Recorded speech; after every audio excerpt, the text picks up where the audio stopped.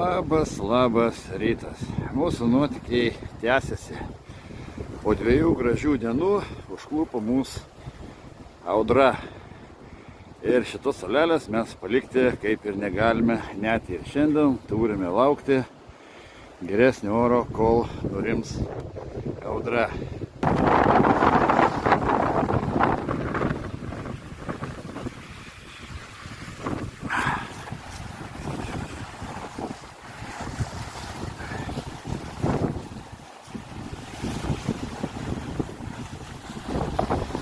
Jo, gaila, kad telefonas neperduoda viso šito grožio, bet vėjas kaip tik pučia iš ten ir ten mums reikia plaukti. Tai tokiam laivui kaip mano nieko čia baisaus nėra. Tik tai baisu tame, kad vaikai yra laive ir nedaug dievė kas nors atsitiktų, variklis atsisakytų ar kažkokia elektra, kažkoks gedimas. Tai tiesiog, jeigu mešką ištiestume ir sušlapę krantą pasiektume.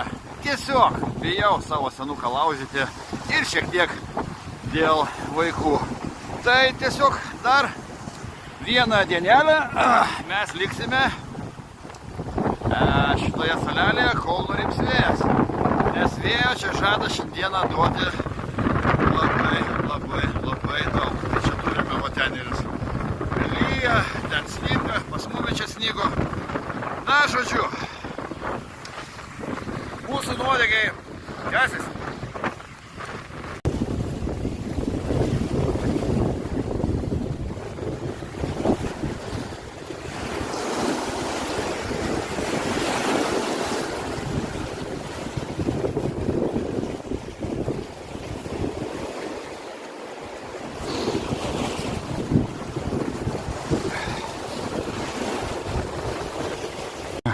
Ir beeidami padarėme blogą dalyką.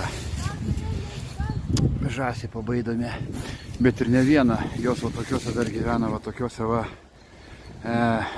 ąžuoluose, drevėse. Tai ne viena išskrido jau mums iš po pat kojo ar iš pat galvos.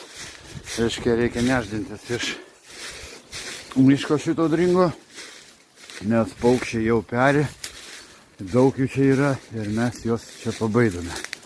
Taigi nežinomės laivą ir lauksime ten, nors į šitą drevę dar užeisiu.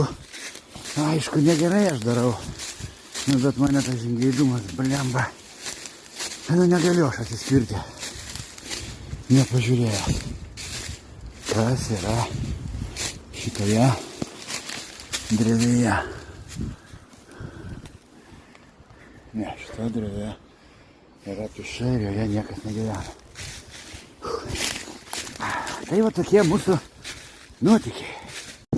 Užtat mūsų trispalvė šitame vėjyje. Fantastiškai.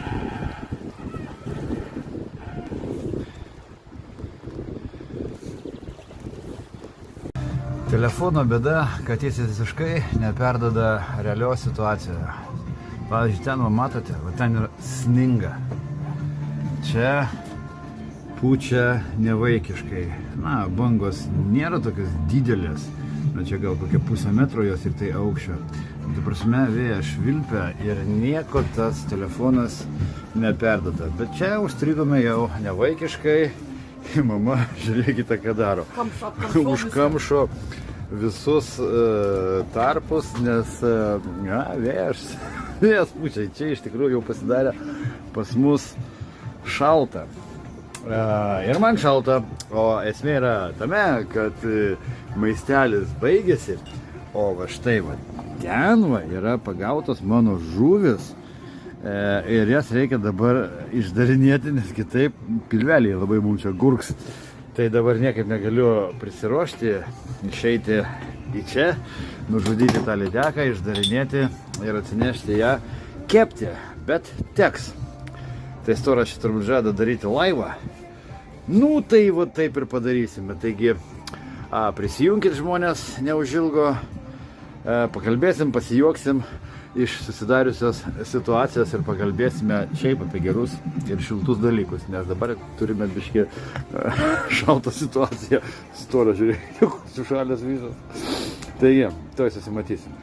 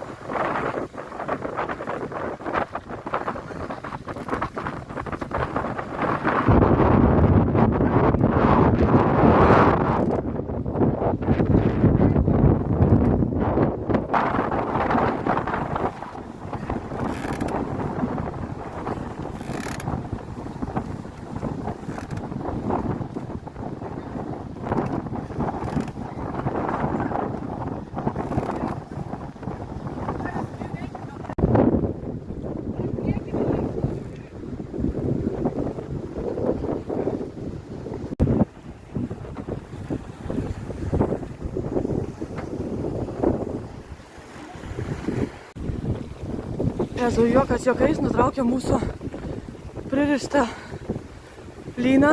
Ten net pagalys matosi, ant laivo yra kartu kavo nuplėštas. Pririšom papildomus lynus. Užmetėm inkarą. Čia kiek išėjo atitempėm. Iš tikrųjų labai didelė audra. Vaikus išvėjom. Neišvėjom, pasakė, kad bėgti į narelį. Nu, mums nežinau, kaip čia seksis toliau. Pasikeitė vėjo kryptis. Tai ne kažką įsigandom, kad vėjo nenutystų. Svarbiausia, vaikus evakavom. Va, su visu tuo pagaliu nutraukė. Išplėšė. Atrodo, va, ramu, saulutė šviečia, bet tokio adrenalino, klausyk. Reikia gal čia papildomą dar vieną. Nu, va, gaila, neperdoda viso vaizdo.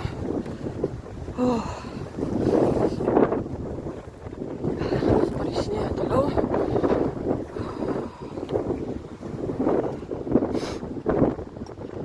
Tikėkimės, kad mums čia viskas visibaigs. Gerai.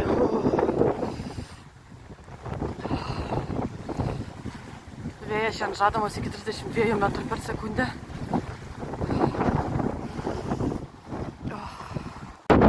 Kasgi čia vis tik atsitiko? O atsitiko tai, kad žadėtas 15 metrų vėjas pakilo iki 20 metrų per sekundę ir gūsiuose iki 34 metrų. Ir štai vienas tas gūsis įsilaužė, nutraukė vieną švartovą, o šitą va. Ir laivą metė į aną pusę. Tai ačiū Dievui, kad mes su Aiste, kad aš pastebėjau, kada jį nutraukė ir spėjau laivą patraukti, ką jūs matėte, kada mes įsitraukėme. Tai štai paskui aš pririšau dar įsikau šitą kilpą, dar vieną kilpą. Čia šitą pritvirtinau prie to medžio. Čia dar vieną lyną. Ir labai bijau, kad čia mums neatlaikys, todėl kad čia vėjas yra baisulinis. Dabar čia yra apie 35 metrai per sekundę. Tai dar vieną lyną inkarą prikabinau prie šito medžio ir pažiūrėkite, kaip ta inkara kilnoja. Nežinau, ar perduoda, ar ne. Tai ta prasme, tokį nuotykį mes užgaudėme, bet nuotykis dar iš tikrųjų nepasibaigė. Nes vėjas ir kyla dar. Aišku, telefonas čia nieko neperduoda viso šito dalyko, bet ta prasme galite pamatyti keliais lynais ir dabar čia viską pririšau. Ir iš tikrųjų dabar bijome, kad ir tai neatlaikys ir gali nuplėšti, todėl kad dabar toks vėjas tokio stiprumo, kad gali nuplėšti visą šitą molą ir tada tiekš mumi ten į tas uolas ir tada nieko gero čia nebus.